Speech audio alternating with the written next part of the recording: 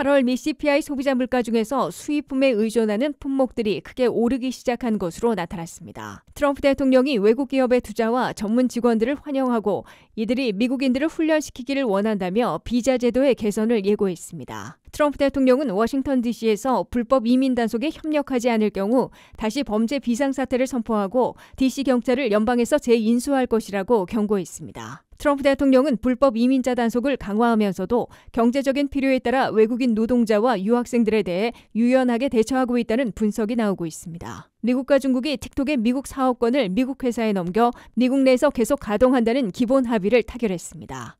시청자 여러분 안녕하십니까? 워싱턴 뉴스 투데이입니다. 8월의 CPI 소비자 물가 중에서 수입품에 의존하는 품목들이 크게 오르기 시작한 것으로 나타났습니다. 80% 이상 수입하고 있는 커피콩이 21% 급등했고 소고기는 13%, 계란은 11% 오르는 등 식료품 가격도 흔들리고 있는데 수입품 가격 상승에 따른 물가 불안, 소비 위축으로 이어져 저성장 속에 물가만 오르는 스태그플레이션 우려가 높아지고 있습니다. 안혜린 기자가 보도합니다.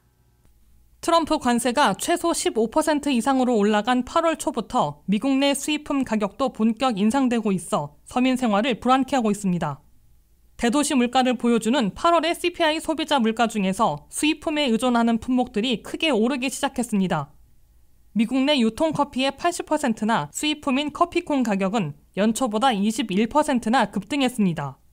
최대 수입국인 브라질에 트럼프 관세가 50%나 부과되고 있기 때문으로 보이고 있습니다. 쇠고기는 13%, 계란 가격은 11%나 올랐습니다. 장바구니 물가인 그로서리 식료품 가격은 8월 한 달 동안에 2.7%나 급등했습니다. 휘발유 가격도 전달보다 1.9% 올랐습니다. 수입품이 많은 가정용 가구는 10% 인상됐고 여성 의류는 6.2% 각각 인상됐습니다. 장바구니 물가 인상폭을 보면 뉴저지의 한 주부의 경우 시장을 볼 때마다 $175어치 사던 것이 이제는 $250를 들이고 있다고 토로했습니다. 전체 미국의 CPI 소비자 물가는 7월에 2.7%에서 8월에는 2.9%로 더 악화됐습니다. 변동이 심한 식품과 에너지 가격을 제외한 코어 CPI, 즉 근원 소비자 물가는 3.1%를 기록하고 있습니다. 연준의 목표치가 2.0%이기 때문에 그에 근접하기보다는 거꾸로 가고 있음을 보여주고 있습니다. 특히 올해 남은 기간에도 관세 부과가 본격화됐기 때문에 수입 물가 상승과 전체 인플레이션, 물가 불안은 더 악화될 것으로 보이고 있습니다.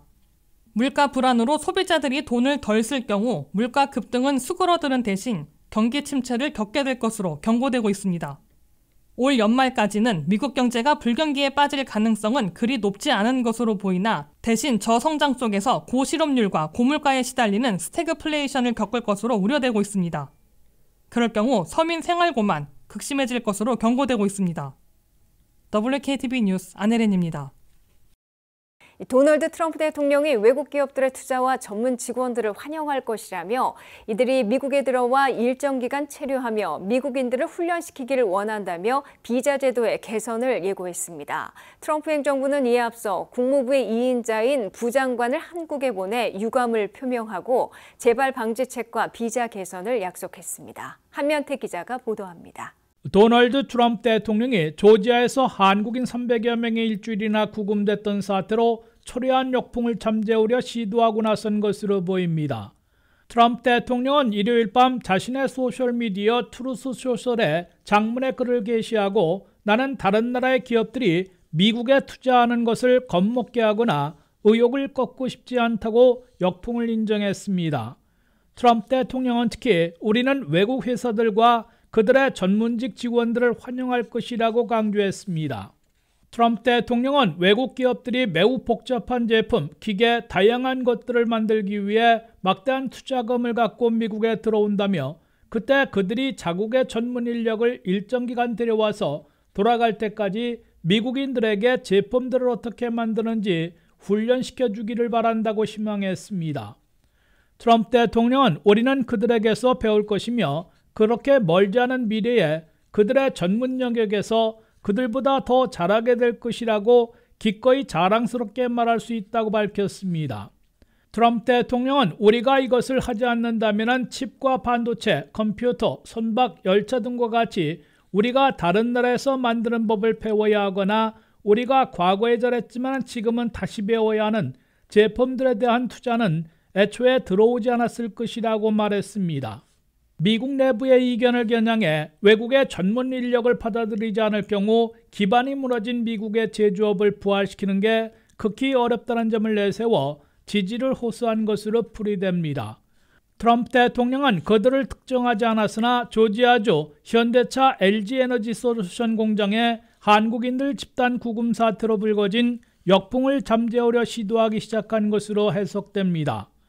이로 미루어 트럼프 대통령이 앞장서 대규모 미국 투자국이나 회사들이 미국에 데려와야 하는 전문 인력들에게 적절한 비자를 발급해 일정 기간 미국 체류를 보장하는 제도를 마련하겠다는 뜻으로 풀이됩니다.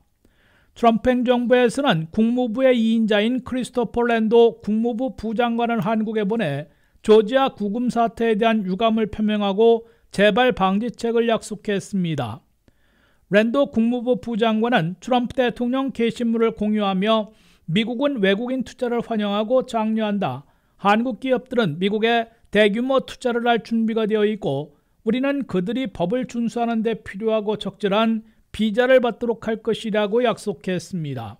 미국에 투자하는 한국 기업들의 전문 인력들에게는 단기적으로는 B1 사업자 방문 비자, E 무역인 투자 비자, L1 취재원 비자 등을 더 많이 발급하고 구금됐던 직원들을 포함해 비자 거부나 입국 거부 없이 미국에 재입국할 수 있게 사실상 보장해주게 될 것으로 예상되고 있습니다.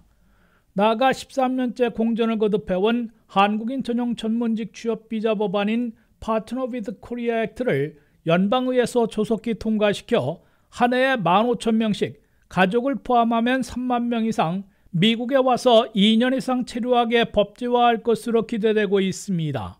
WKTV 뉴스 한면택입니다.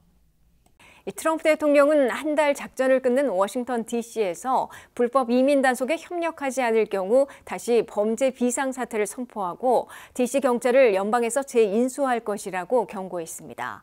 트럼프 대통령은 뮤리엘 바우저 워싱턴 DC 시장이 DC 경찰의 이민 단속 불참을 선언하자 이런 사태가 벌어지지 않도록 비상사태 선포와 DC 경찰 인수를 다시 실행할 것을 예고했습니다. 도널드 트럼프 대통령이 워싱턴 DC에 대해 다시 비상사태를 선포하고 경찰 통제권을 연방에서 인수하는 강경 조치를 다시 발동할 수 있음을 분명히 했습니다. 트럼프 대통령은 워싱턴 DC에서 아이스의 이민 단속에 협조하지 않겠다는 입장을 분명히 하고 있다며 그럴 경우 범죄가 다시 급증하게 될 것이라고 비판했습니다.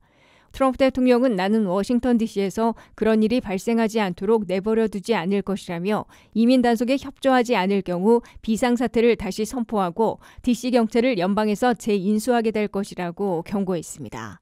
이에 앞서 뮤리엘 바우처 워싱턴 DC 시장은 연방 사법당국에는 협조할 것이지만 워싱턴 메트로 경찰이 이민 단속에 동참하지는 않을 것이라고 밝혔습니다.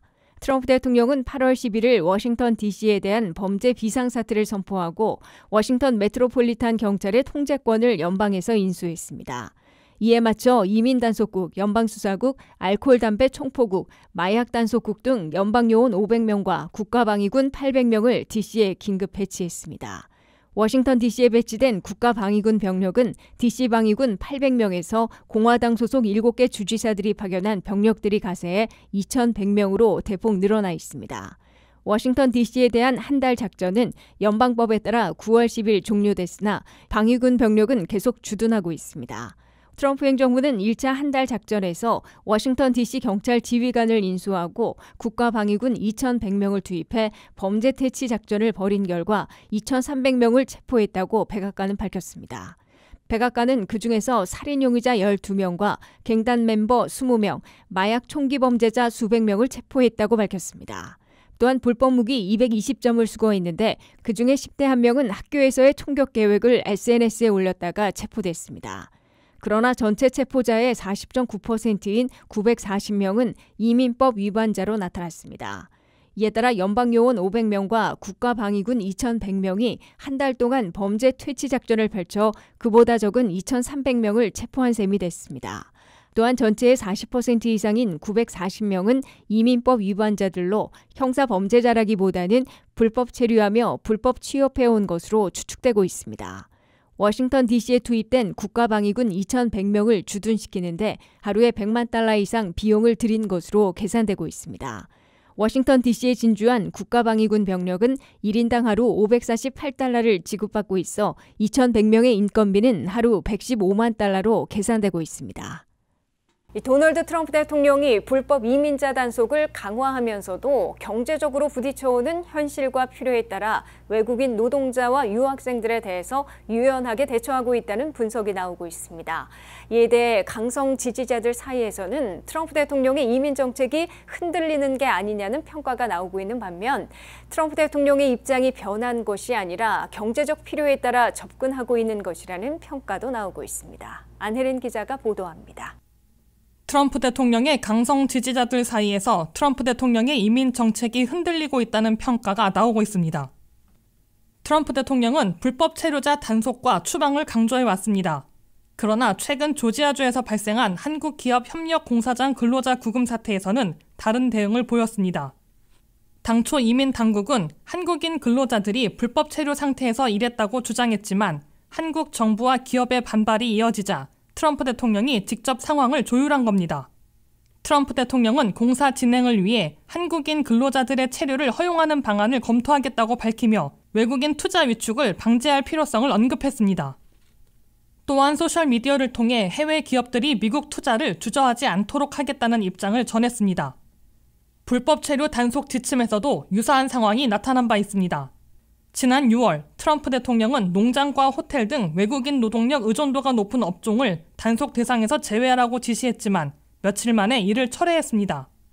전문가들은 이 같은 조치가 산업 전반에 미칠 영향을 고려한 결과로 보고 있습니다. 유학생 문제에서도 엇갈린 메시지가 나왔습니다. 국무장관은 중국 유학생 비자 취소를 강화하겠다고 밝혔지만 트럼프 대통령은 최근 약 60만 명의 중국 유학생을 받아들이겠다고 언급했습니다. 이에 대해 일부 지지층은 우려를 제기하며 비판적인 반응을 보이고 있습니다. 전문가들은 트럼프 대통령의 입장이 바뀐 것이 아니라 경제적 필요에 따라 유연하게 접근하고 있는 것으로 분석하고 있습니다. 사업가 출신인 만큼 특정 산업에서 외국인 노동력이 불가피하다는 현실을 고려하고 있다는 겁니다. 백악관도 트럼프 대통령의 기본 원칙은 일관된다며 불법 체류자는 추방 대상이지만 우선적으로 범죄자 단속에 집중하고 있다는 점을 강조했습니다. 앞으로 트럼프 대통령의 이민 정책은 지지층의 기대와 경제적 현실 사이에서 계속 논의가 이어질 것으로 보이고 있습니다. 하지만 강력 이민 단속을 외치면서도 경제적 현실에 부딪혀 보이는 오락가락 행보는 지지층의 불만을 키우고 있어 정치적 부담으로 이어질 가능성도 커지고 있습니다. WKTV 뉴스 안혜린입니다. 미국과 중국이 틱톡의 미국 사업권을 미국 회사에 넘겨 미국 내에서 계속 가동한다는 기본 합의를 타결했습니다. 트럼프 대통령과 시진핑 중국 국가주석이 오는 19일 전화통화를 갖고 최종 승인하기로 했으며 그 이후 구체적인 세부 사안이 발표될 것으로 보입니다. 한면태 기자입니다. 미국 내에서 1억 5천만 명이나 사용하고 있는 중국의 틱톡이 미국 내 사업권을 미국 회사에 넘기는 대신 미국에서 계속 이용할 수 있게 됐습니다. 미국과 중국은 틱톡에 대한 기본 합의를 타결하고 오는 19일 도널드 트럼프 대통령과 시진핑 국가주석 간의 정상간 전화대화에서 최종 승인하기로 했습니다.